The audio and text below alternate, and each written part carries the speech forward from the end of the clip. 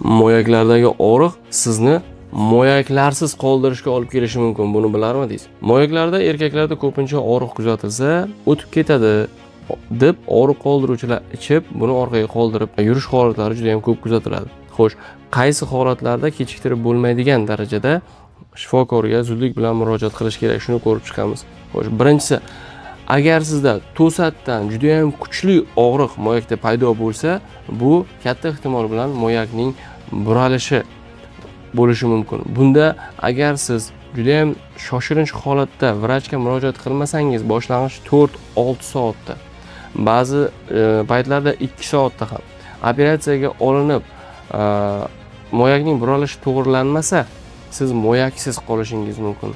Ya'ni moyak 4-6 soatda to'liq o'lib bo'ladi agar buralish kuzatilgandan keyin. Ikkinchisi, moyakdagi og'riq, shish va qizarish bilan birga kelsa-chi?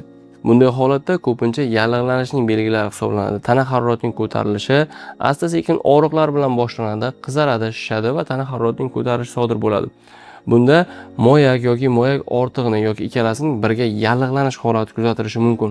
Bunday holatni ham orqaga kechiktirib bo'lmaydi. Noto'g'ri va kuchsiz qilingan, e'tiborsiz qoldirilgan lecheniyalar, ya'ni davo taktikasi natijasida moyaklar yiringlab ketishi va moyaklarning olib tashlanishiga olib kelishi mumkin. Chunki erta yallig'lanish fazasida ham hattoki operatsiya kerak bo'lishi mumkin va operatsiyada olib tashlamasdan tamiya, ya'ni kesib qo'yish amaliyoti va antibiotikning mahalliy qo'llashi, qon aylanishining yaxshilanishini hisobiga davolash mumkin.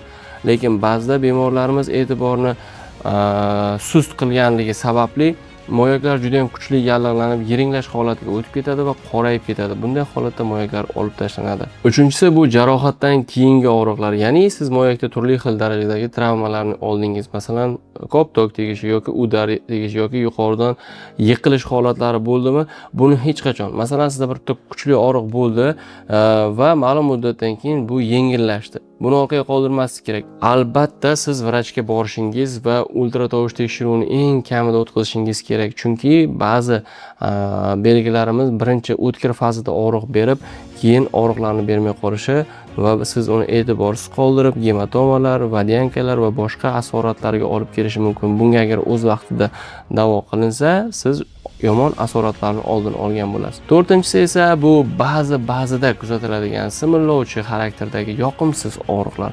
Bunda moyaklardagi qon aylanishining buzilishi va biz boshqa videolarda ham aytib o'tganmiz, varikatsiya kasalligi bo'lishi mumkin.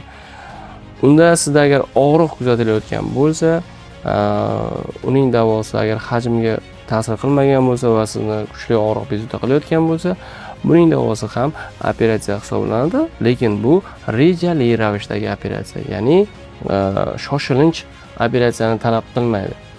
Rejali ravishda borib operatsiyani qildirib, bundan xalos bo'lishingiz mumkin. Shunday qilib, agar sizda moyaklardagi og'riq bo'lsa, uning xarakterlariga qarab qanday yo'l tutishni bilib oldingiz.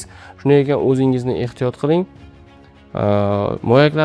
Moyaklardagi og'riqlar yoki moyak bilan bog'liq muammolar bo'lsa, bemalol bizga murojaat qilishingiz mumkin va sizga har qanday muammoda sizga yordam beramiz.